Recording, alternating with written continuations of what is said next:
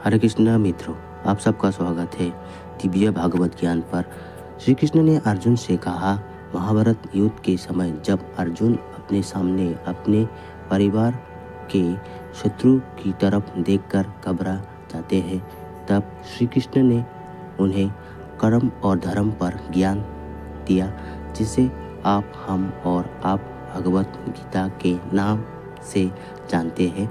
श्री कृष्ण ने गीता के श्लोक द्वारा अर्जुन को कर्म क्या होता है ये समझाया था। आज भी कर्म पर गीता के श्लोक लोगों को प्रेरित करता है। भागवत गीता में कुल 700 श्लोक, 18 विशाल अध्याय है, जिनमें कर्म से संबंधित ज्ञान वर्णित है। कहते हैं जो भी रोज भागवत गीता का पाठ करता है वो जीवन में कभी भी किसी भी राह में अटकता नहीं है, क्योंकि उसकी हर उलझन का उपाय उसे भागवत गीता में मिल जाता है। आज की पोस्ट में हम आपको कुछ महत्वपूर्ण और सच्चे ज्ञान से रूबरू कराएंगे, इसलिए पोस्ट के अंत तक बने रहें। हम सब आपको सिर्फ कर्म पर गीता के श्लोक ही नहीं बताएंगे, बल्कि उनका अर्थ भी बताएंगे।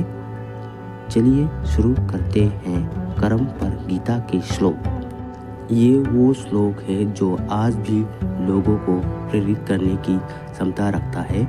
इस श्लोक पे श्री कृष्ण कहते हैं कि हे कुंती, तुम्हारे अधिकार सिर्फ इतना है कि तुम अपना कर्म करो, उसके फल पर तुम्हारा अधिकार नहीं है। तुम्हें तुम्हारे कर्म का क्या फल देना है ये मेरी इच्छा पर निर्भर है। तुम्हें फल देना मेरा अधिकार है, इसलिए जिस चीज़ पर तुम्हारा अधिकार ही नहीं है उसके बारे में सोचने की ज़रूरत नहीं है। तुम सिर्फ अपना कर्म करो और फल की चिंता मत करो। आइए जाने कर्म पर गीता के अन्य श्लोक पर। इस श्लोक में श्री कृष्ण अर्जुन को समझा रहे हैं कि तुम अपने कर्म करो। इस युद्ध में यदि तुम युद्ध करते करते वीरगति को प्राप्त हो जाते। इस श्लोक में श्री कृष्ण अर्जुन को समझा रहे हैं कि तुम अपने कर्म करो। इस युद्ध में यदि तुम युद्ध करते करते वीरगति को प्राप्त हुए तो तुम्हें अपने कर्म को करने की परिमाण स्वरूप स्वर्ग प्राप्त होगा। और यदि तुम इस युद्ध में कौरवों से जीत हासिल करते हो तो तुम इस धरती में सुख और राज्य हासिल करोगे।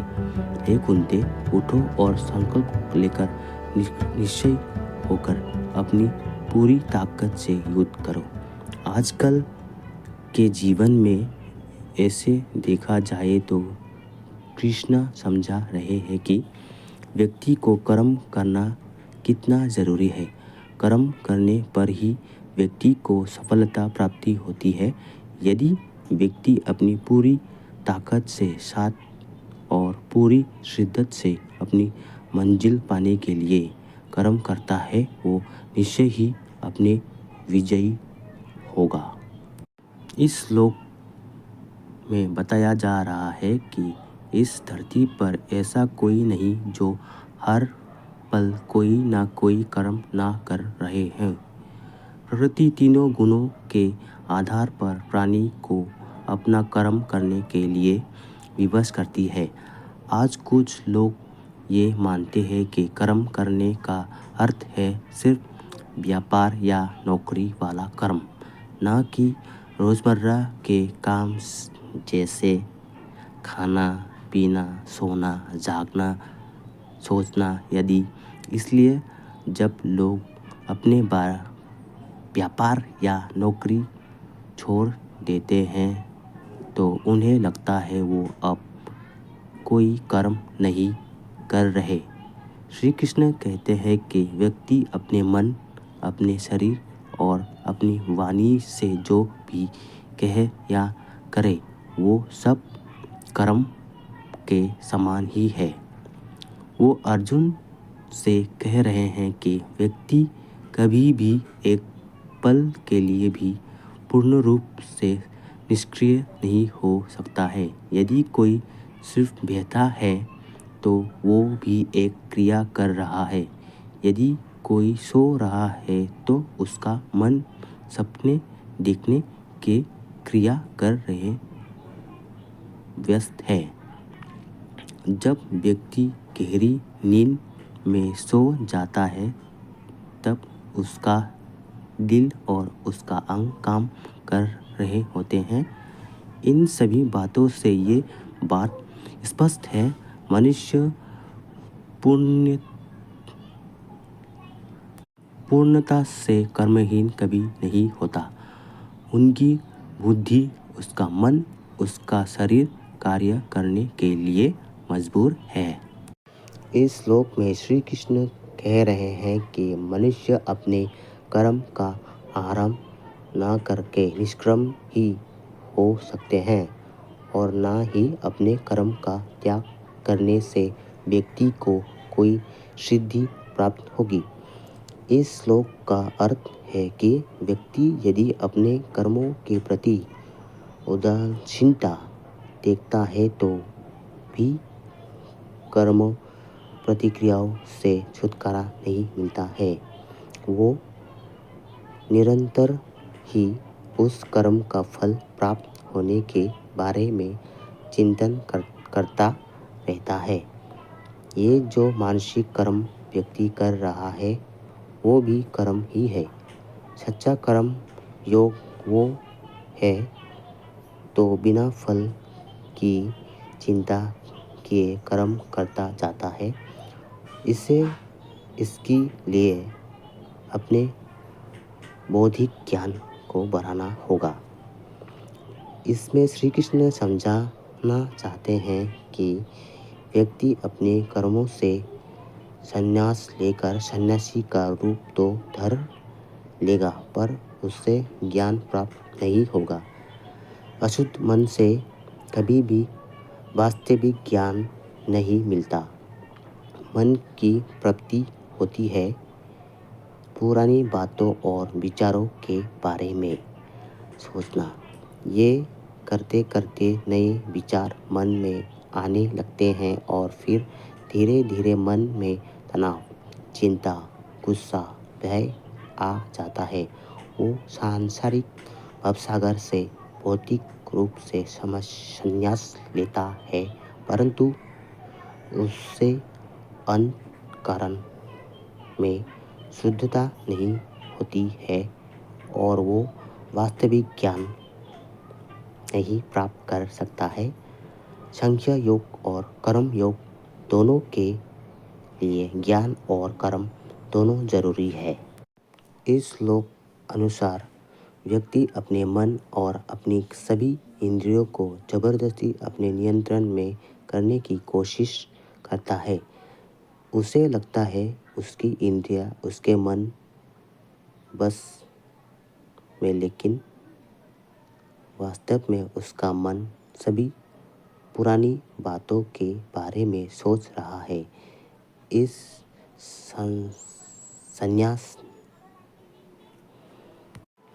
संन्यास नहीं कहते।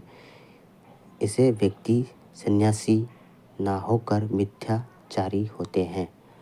इसका अर्थ है व्यक्ति को यदि संन्यास लेना है तो सभी इंद्रियों को संपूर्ण तरीके से बस में करना सीखना होगा और यदि वो बिना ऐसा कर लेता है तभी कह सकते हैं कि उसकी इंद्रियां उसके बस में है। इस श्लोक में श्री कृष्ण कह रहे हैं कि हे अर्जुन, जो व्यक्ति मन से अपनी सभी इंद्रियों पर नियंत्रण रखने में कामयाब होता है और जो बिना किसी आस्तिक के सभी कर्मों इंद्रियों से कर्म करता है वो ही वास्तव में श्रेष्ठ है। वो ही श्रेष्ठ है जो अपने सभी कर्मों कर बिना किसी फल की इच्छा के करता है। इस श्लोक में कृष्ण कह रहे हैं कि हे अर्जुन, तुम सभी निर्धारित और निष्क्रिय वैदिक काम करते जाओ। व्यक्ति का निष्क्रिय बने रहने से कोई गुना अच्छा है उसका कर्म करना। अपने कर्म का त्याग करने कोई भी व्यक्ति अपना भरण पोषण नहीं कर सकता है। व्यक्ति को कर्म करना ही चाहिए। व्यक्ति यदि सोचे कि वो बिना काम करे रह सकता है तो ऐसा नहीं है, क्योंकि उसे जिंदा रहने के लिए और अपना पेट पालने के लिए कर्म करना ही होगा। इस श्लोक में कृष्ण कह रहे हैं कि जो व्यक्ति भगवान की सेवा में लीन है और अपनी आध्यात्मिक क्रियाओं जैसे पूजा, ध्यान, गुरु सेवा और कीर्तन में व्यस्त है, उनके लिए कर्म करने का और कर्म ना करने का कोई प्रयोजन नहीं होता है। ये लोग अपनी आवश्यकताओं के लिए किसी भी के ऊपर निर्भर नहीं होते हैं। इन लोगों के लिए परिक्रम धर्म के अंतर्गत आने वाले कर्तव्य और कर्म का पालन करना जरूर नहीं होता है। जो व्यक्ति अपना मन भगवान के चरणों में लगा देता है, उसके लिए काम करना सिर्फ उसका कर्म है। फल क्या होगा, मिलेगा या नहीं, इस सबसे उनको कोई मतलब नहीं होता है। इस श्लोक में कृष्णा समझा रहे हैं, आस्तिक और मोह के बिना कर्तव्य और कर्मों के करते रहें। ऐसा इसलिए करें क्योंकि आस्तिक में और मोह के बिना यदि कोई व्यक्ति कर्म करता है तो उसे ईश्वर प्राप्त होता है, क्योंकि जब व्यक्ति का लक्ष्य ईश्वर के चरणों में मन लगाने का होता है, उसके लिए मोह माया कुछ नहीं होता। वो सब अपने भक्ति स्वरूप कर्मों का निर्वाह करता जाता है। अर्जुन, हे पार्थ, समस्त तीनों लोकों में मेरे लिए कोई कर्म निष्कृत नहीं है, ना ही मुझ में किसी प्रदत्त का अभाव है और ना ही मुझ में कुछ पाने की अपेक्षा है, फिर भी मैं निष्कृत कर्म करता हूँ। इस श्लोक में श्री कृष्ण ने अर्जुन को समझाते हुए कहा रहे हैं कि मेरे लिए इस संपूर्ण ब्रह्मांड में कोई भी कर्म करना जरूरी नहीं है और ना ही मुझे किसी भी चीज़ का अभाव नहीं है। मुझे किसी भी सुख और चीज़ को पाने की कोई अपेक्षा या इच्छा है। इस सब के बावजूद मैं रोज़ अपने निष्क्रिय क्रिया करता हूँ। इस श्लोक से ये पता चलता है कि भगवान के हाथ संपूर्ण ब्रह्मांड है और भी वो कर्म करते हैं। भगवान होकर भी वो कर्म कर रहे हैं, तो हम मनुष्यों को भी अपने कर्म जरूर करना चाहिए। इस श्लोक के जरिए श्री कृष्ण कह रहे हैं, हे अर्जुन, यदि मैं अपने कर्म करना छोड़ दूँ तो कदाचित बहुत हानि होगी, क्योंकि मेरे मार्ग का अनुसरण करके ही मनुष्य कर्म करता है। यदि मैं अपने कर्म करना छोड़ दूँ तो सभी नष्ट और भ्रष्ट हो जाएंगे। इस श्लोक में श्री कृष्ण कहना चाहते हैं कि ज्ञानी पुरुष अपने कर्मों से उन आस्तिक वाले अज्ञानी लोगों के मन और बुद्धि में भ्रम पैदा ना करे, बल्कि भक्ति से युक्त होकर कर्म करे और आस्तिक वालों लोगों से भी वैसे ही कर्म करवाए। जो महापुरुष है उन्हें चाहिए वो वैसे कर्म करे कि लोग उनसे प्रेरित होकर उनके जैसे ही सत्कर्म करें। श्री कृष्ण अर्जुन से कह रहे हैं कि तुम अपने सभी कर्म मुझे अर्पित कर दो और तुम मेरे परमात्मा के रूप में ध्यान करो और बिना किसी कामना और इच्छा के अपने मन में बसे दुखों को छोड़कर युद्ध करो। अगर आपको ये वीडियो देखकर अच्छा लगे तो लाइक, शेयर और कमेंट